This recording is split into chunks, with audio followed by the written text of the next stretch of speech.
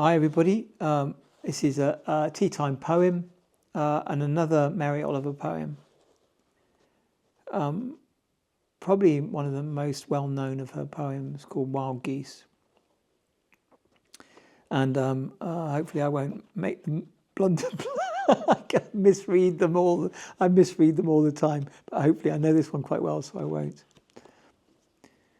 So, you do not have to be good. You do not have to walk on your knees for 100 miles through the desert repenting. You only have to let the soft animal of your body love what it loves. Tell me about despair, yours, and I will tell you mine. Meanwhile, the world goes on. Meanwhile, the sun and the clear pebbles of the rain are moving across the landscapes, over the prairies and the deep trees, the mountains and the rivers. Meanwhile, the wild geese, high in the clean blue air, are heading home again.